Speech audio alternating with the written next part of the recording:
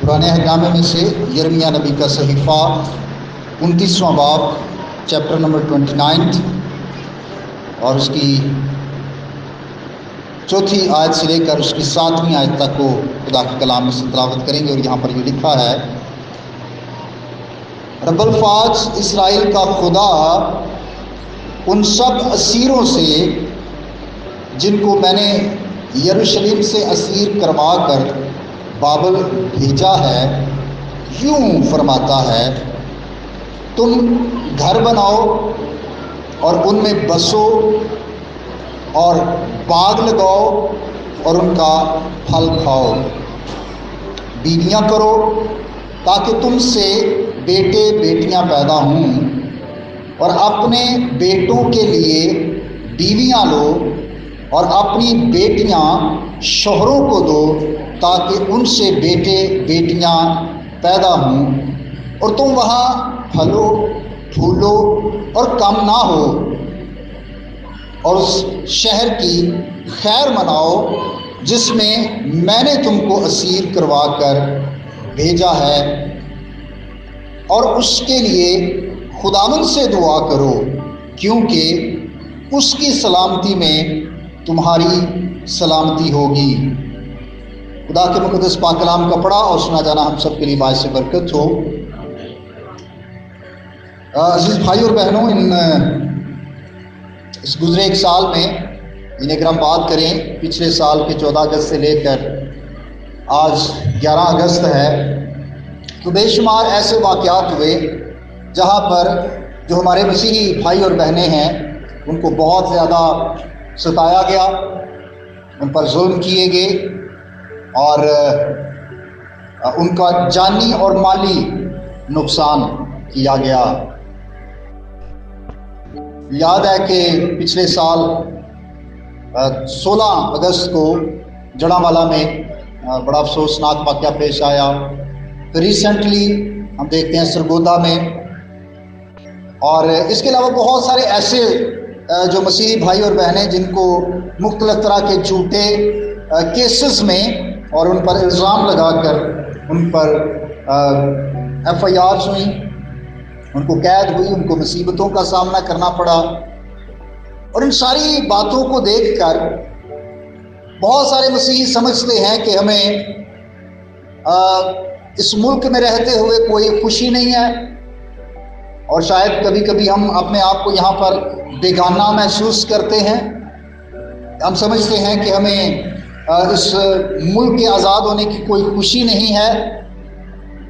और मैं इन दिनों देख रहा था, पिछले हफ्ते में बहुत सारे लोग वो बिल्कुल बड़े शायद दुख और गम से भरे हुए, और वो कहते हैं कि जी हमें वो एक तरह से ऐसे उनकी बातों से ऐसी स्मेल आती है कि लगता है कि वो वतन से मोहब्बत का जो जज्बा है वो कम हो गया है।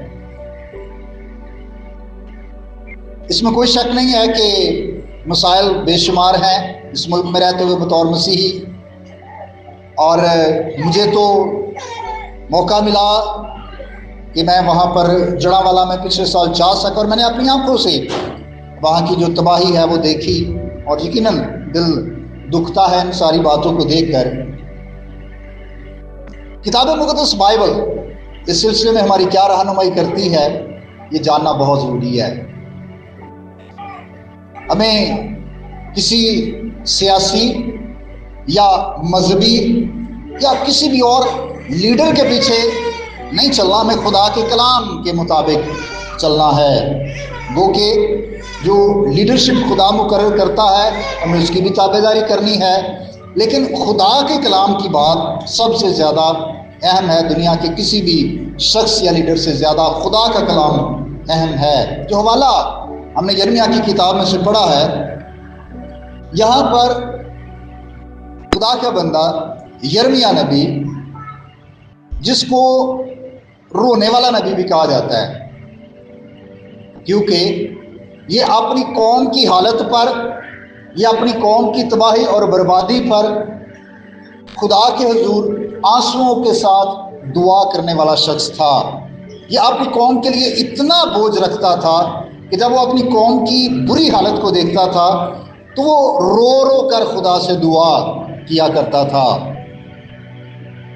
اب اس دوران جب بہت سارے اسرائیلی بابل کی اسیری میں تھے تو یرمیہ ان اسیروں کو، ان قیدیوں کو جو ایک دوسرے ملک میں، بیگانہ ملک میں رہ رہے ہیں اور وہ اپنے آپ کو اجنبی محسوس کرتے ہیں، وہ سمجھتے ہیں کہ ہم غلامی میں ہیں، ایسے میں خدا کا بندہ یرمیہ ان کو ایک خط لکھتا ہے، اور یہ خط لگتا ہے کہ بڑا انکریجنگ ہے کہ اب تم قید میں چلے گئے ہو۔ قید سے مراد یہ نہیں ہے کہ ان کو کسی جیل میں بند کر دیا گیا، بلکہ اپنے ملک سے ان کو نکال کر وہ قیدیوں کی طرح اپنے ملک میں لے گئے اور وہ وہاں پر رہ رہے تھے۔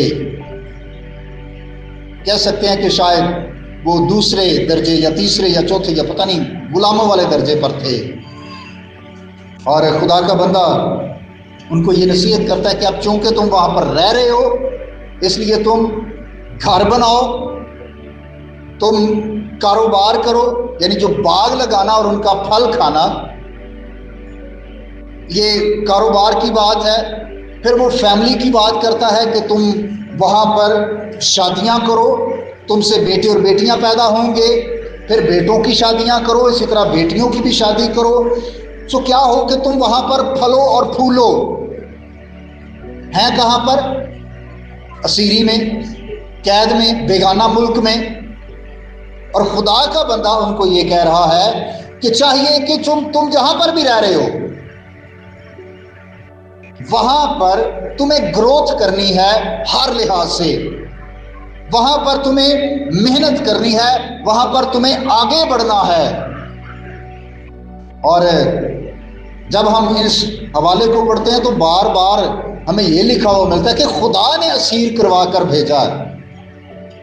چونکہ پرانے عہد نامے میں ہم خدا کے طریقہ کار کو دیکھتے ہیں کہ جب بھی کوئی قوم گناہ اور بدی اور برائی میں بہت زیادہ بڑھ جاتے تو خدا ان کو مختلف طریقے سے سزا دیتا۔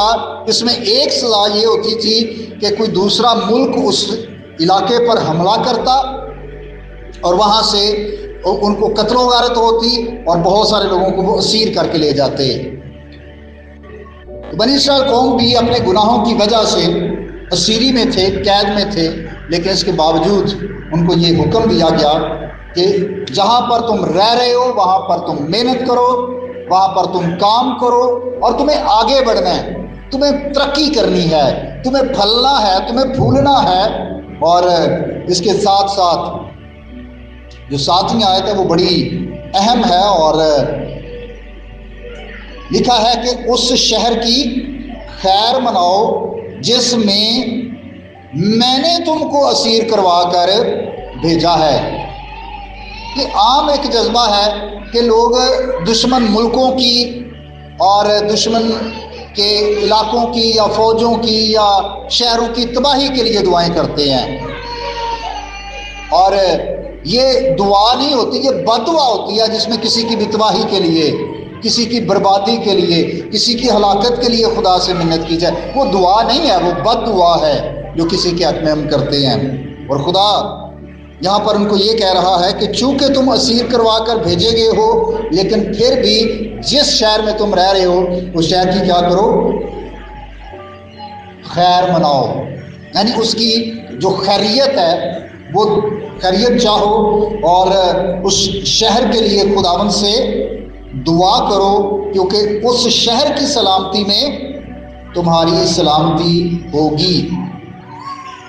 اب یہ بائبل مقدس کا پیغام ہے، یہ خدا کا کلام ہمیں حکم دیتا ہے، حالات و واقعات جیسے مرضی کیوں نہ ہوں، ہم چاہے کسی بھی ملک میں رہتے ہوئے ستائے کیوں نہ جا رہے ہوں، کسی بھی ملک میں رہتے ہوئے ہمیں بے شمار مسائل کیوں نہ ہوں، خدا کا کلام ہمیں یہ حکم دیتا ہے کہ ہم نے جہاں پر بھی خدا نے ہمیں رکھا ہے، جس شہر میں خدا نے ہمیں رکھا ہے، ہمیں اس شہر کے لیے دعا کرنی ہے۔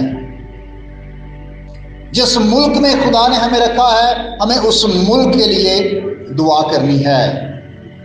اور ایک مسیحی کا جو ابتدائی کام ہے اور یہ ایک بڑی ذمہ داری ہے بطور کسی بھی ملک کے شہری ہوتے ہوئے، جب ہم پاکستان میں رہتے ہیں، ہم پاکستانی ہیں، تو خدا کا کلام ہمیں یہ حکم دیتا ہے کہ ہم اپنے شہر PAC کامرا کے لیے دعا کریں، یا جہاں جہاں پر بھی ہم رہ رہے ہیں ہم اپنے ملک کے لیے دعا کریں، اور اگر ہم کسی دوسرے ملک میں رہ رہے ہیں تو ہمیں ان ملکوں کے لیے بھی دعا کرنی ہے جہاں پر ہم رہ رہے ہیں۔ اور لاجک کیا پیش کی گئی ہے کہ اس شہر کی سلامتی سے تمہاری سلامتی جڑی ہوئی ہے۔ جس شہر میں رہ رہے ہیں اگر وہ شہر سلامت ہے تو آپ سلامت ہیں، اگر اس شہر کو خدا نہ خواستہ کوئی خطرہ ہے تو آپ کو خطرہ ہے۔ اور ہمیں یہ بھی یاد رکھنا ہے کہ بائبل مقدس بڑے واضح طور پر بیان کرتی ہے کہ اگر خدا ہی گھر نہ بنائے تو بنانے والے کی محنت، اور اگر خدا ہی کسی شہر کا رکھوالا نہ ہو تو پھر نگہبان کا جاگنا بھی کیا ہے نا؟ اگر وہاں پر بہت سارے سیکیورٹی گارڈز بھی ہوں، نگہبان بھی ہوں، چوکیدار بھی ہوں، اور جو اس کی محافظت پہ ہیں، اور اگر خدا کا ہاتھ نہ ہو، خدا کی مدد حاصل نہ ہو، تو پھر کبھی کبھی بہت ساری مین پاور بھی ہمارے کام نہیں آتی، کبھی کبھی ہماری اپنی اسٹریٹجیز کام نہیں آتی اگر خدا ہماری مدد نہ کرے تو۔ اس کا مطلب یہ ہے کہ اگر خدا نے ہمیں اس شہر میں رکھا ہے، ہمیں اس شہر کے لیے دعا کرنی ہے۔ خدا نے ہمیں اس ملک میں رکھا ہے، ہمیں اس ملک کے لیے دعا کرنی ہے۔ یہ الگ بات ہے کہ ابھی جو چرچز کے اندر ٹیبلو شیبلو اور اس طرح کی آزادی ہوتی تھی، شکر ہے اب وہ آہستہ آہستہ ٹرینڈ ختم ہو گیا ہے، لیکن دعا کرنا یہ ہماری ایک مسلسل ذمہ داری ہے۔ اور اکثر جب غیر مسیحی لوگوں میں مجھے موقع ملتا ہے تو میں ہمیشہ یہ کہتا ہوں کہ ہم مسیحی اپنے عبادت خانوں میں اس ملک کے لیے دعا کرتے ہیں اور ریگولر کرتے ہیں، کیونکہ بائبل ہمیں حکم دیتی ہے کہ جس شہر میں رہ رہے ہو اس شہر کی سلامتی کے لیے دعا کرو، کیونکہ اس کی سلامتی میں تمہاری سلامتی ہے۔ اب ایک اور حوالہ میں آپ کے لیے جو اسی مضمون سے متعلقہ ہے پڑھنا چاہتا ہوں، اگر آپ بھی دیکھنا چاہیں تو امثال کی کتاب اس کا 11واں باب اور اس کی 11ویں آیت کو میرے ساتھ نکالیے گا۔ امثال 11واں باب اور اس کی 11ویں آیت، لکھا ہے کہ راست بازوں کی دعا سے شہر کیا ہوتا ہے؟ سرفرازی پاتا ہے، لیکن شریروں کی باتوں سے برباد ہوتا ہے۔ چونکہ ہم خدا کے لوگ ہیں، ہماری دعائیں جو ہم اپنے شہر کے لیے کرتے ہیں، اپنے ملک کے لیے کرتے ہیں، اس کے سبب سے خدا ہمارے علاقوں کو برکت دیتا ہے۔ ہماری دعاؤں کے سبب سے خدا ہمارے شہروں کو برکت دیتا ہے جب ہم راست بازی کے ساتھ خدا کے حضور میں آتے اور اپنے شہر کے لیے دعا کرتے ہیں۔ اب دیکھیں، اس شہر کے سبب سے ہمیں روزگار ملا ہے، اور کئی دفعہ ہم اپنی جاب سے خوش نہیں ہوتے، لیکن یاد رکھیے کہ جو خدا نے آپ کو جاب دی ہے یہ بہت سارے لوگوں کی خواہش ہے کہ ان کو مل جائے، لیکن ان کو ملتی نہیں ہے۔ اس شہر کے سبب سے ہمارا روزگار ہے، اس شہر کے سبب سے ہمیں رہائش ملی ہے، اس شہر کے سبب سے ہمارے بچوں کی ایجوکیشن اور بہت ساری چیزیں۔ تو خدا کا کلام ہمیں یہ حکم دیتا ہے کہ ہمیں اپنے شہر کے لیے دعا کرنی ہے، اور راست بازوں کی دعا سے خدا اس شہر کو برکت دیتا ہے، خدا اس شہر کو سرفراز کرتا ہے۔ اور اگر کسی شہر میں راست باز نہ ہو تو آپ سدوم اور عمورہ کو یاد رکھیں،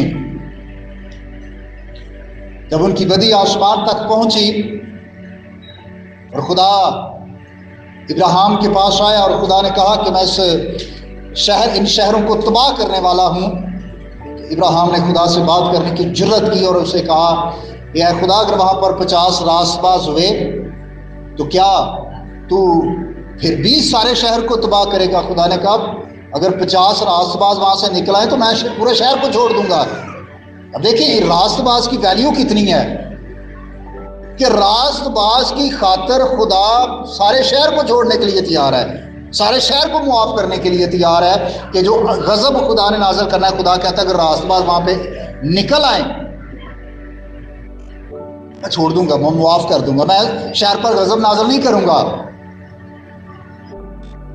ہم سارے واقف ہیں کہ ابراہیم کس طرح سے وہ بالترتیب تعداد کم کرتا جاتا ہے, پھر 40, پھر 30, پھر 20, پھر 10. کیا کہتا ہے 10 بھی نکل آئے تو میں چھوڑ دوں گا. اس کا مطلب یہ ہے کہ کسی شہر میں اگر بہت سارے غیر مسیحی لوگ ہیں جو زندہ خدا کی پہچان نہیں رکھتے, جو راست باز نہیں ہیں, خدا صرف چند ایک راست بازوں کی خاطر ان سب کو بھی برداشت کرتا ہے, اور خدا اپنا غضب کسی بھی شہر اور ملک پر نازل کرنے سے ٹلا رہتا ہے چند راست بازوں کی وجہ سے. کتنی ویلیو خدا ہمیں دیتا ہے, ہماری وجہ سے خدا ہمارے شہر کو برکت دیتا ہے. اس لیے یہ بہت ضروری ہے کہ ہم اپنے شہر کے لیے ہمیشہ دعا گو رہیں. آپ کی دعاؤں کے سبب سے خدا ہمارے شہر, ہمارے علاقے اور ہمارے خطے کو برکت دیتا ہے. اب یہ تعلیم صرف پرانے عہد نامے کی نہیں ہے کہ ہم کہیں جی پرانے عہد نامے میں تو خدا نے کہا ٹھیک ہے اگر تم اسیری میں بھی ہو, کسی اجنبی ملک میں بھی ہو, پھر بھی اس شہر کے لیے دعا کرو. تو یہ جو تعلیم ہے یہ صرف پرانے عہد نامے کی نہیں ہے, بالکل نئے عہد نامے میں بھی جب ہم جاتے ہیں تو اسی طرح کی تعلیم ہمیں ملتی ہے. رومیو 13واں باب آپ میرے ساتھ نکالیے گا. میں آپ کو یاد کرواتا چلوں کہ ہم پطرس کے خط کا مطالعہ کرتے ہوئے بھی اس بات کو سیکھ چکے ہیں کہ ہمیں انسان کے ہر ایک انتظام کے کیا کرنا ہے, تابع رہنا ہے. ہمیں بادشاہوں کی عزت کرنی ہے, ہمیں حاکموں کے تابع رہنا ہے. اور رومیو کے خط کے 13ویں باب میں بھی اس بات کی تعلیم دی گئی ہے پہلی آیت سے, ہر شخص اعلیٰ حکومتوں کا تابع دار رہے کیونکہ کوئی حکومت ایسی نہیں جو خدا کی طرف سے نہ ہو, اور جو حکومتیں موجود ہیں وہ خدا کی طرف سے مقرر ہیں. اور پھر اس میں پوری تفصیل ہے. 5ویں آیت میں آپ کے لیے پڑھتا ہوں, لکھا ہے کہ پس تابع دار رہنا نہ صرف غضب کے ڈر سے ضرور ہے بلکہ دل بھی یہی گواہی دیتا ہے. تم اس لیے خراج یعنی ٹیکس بھی دیتے ہو کہ وہ خدا کے خادم ہیں اور اس سے خاص کام میں ہمیشہ مشغول رہتے ہیں. سب کا حق ادا کرو, جس کو خراج چاہیے خراج دو, جس کو محصول چاہیے محصول, جس سے ڈرنا چاہیے اس سے ڈرو, اور جس کی عزت کرنا چاہیے اس کی عزت کرو. سو خدا کا کلام ہمیں نیا عہد نامہ بھی یہ بتاتا ہے کہ ہمیں بطور مسیحی جس بھی جگہ پر جس بھی ملک میں خدا نے ہمیں رکھا ہے ایک اچھے شہری ہونے کا ثبوت دینا ہے. ہمیں اپنے ملک سے وفادار رہنا ہے, ہمیں اپنے شہر اور اپنے کام سے وفادار رہنا ہے.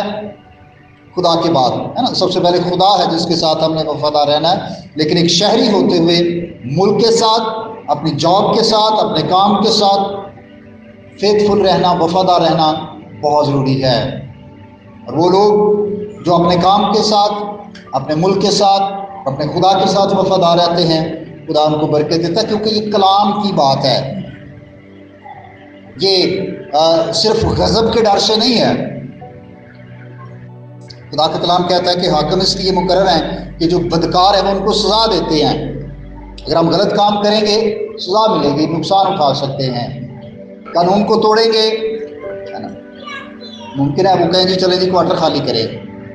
زیادہ قانون کو توڑیں ممکن ہے وہ کہیں جی آپ جاب سے نکل جائیں. تو ہمیں صرف سزا یا غضب کے ڈر سے نہیں کہ چلو جی تھوڑا کوارٹر نہ خالی ہو جائے, سن جاب تو نہ کر دیں, اس وجہ تو نہیں, بلکہ یہ خدا کا حکم ہے. اور خدا جب ہم اچھے طور سے اپنا کام کرتے ہیں, اچھے طور سے رہتے اور اپنے ملک کے لیے اپنے شہر کے لیے دعا کرتے ہیں, تو اصل میں ہم کلام کی تابع داری کرتے ہیں. یعنی تابع رہنا جو ہے یہ غضب کے ڈر سے نہیں ہے، بلکہ ہمارا دل بھی یہی گواہی دیتا ہے کہ چونکہ یہ خدا کے کلام کی بات ہے، اس لیے ہمیں اپنے ملک کے قوانین کو فالو کرنا ہے۔ بے شک جب روم کی کلیسیا کو جب یہ خط لکھا گیا تو اس وقت بھی وہ اجنبی ملک میں رہ رہے تھے۔ ملک کا جو حاکم تھا وہ اپنے آپ کو خدا کہتا تھا۔ کیسر کا جو روم کا بادشاہ ہوتا تھا، جس کو کیسر کہا جاتا تھا، وہ زندہ خدا کی پہچان نہیں رکھتا تھا۔ بعد میں ہم دیکھتے ہیں آگے چل کر پالوس کی خدمت کے وسیلہ سے بہت سارے لوگ روم میں سے بھی مسیح پر ایمان لے آئے، لیکن ابتدا میں جب یہ خط لکھا گیا تو حاکم جو تھا، بادشاہ جو تھا، وہ مسیحی نہیں تھا، وہ کسی اور عقیدے سے تعلق رکھتا تھا۔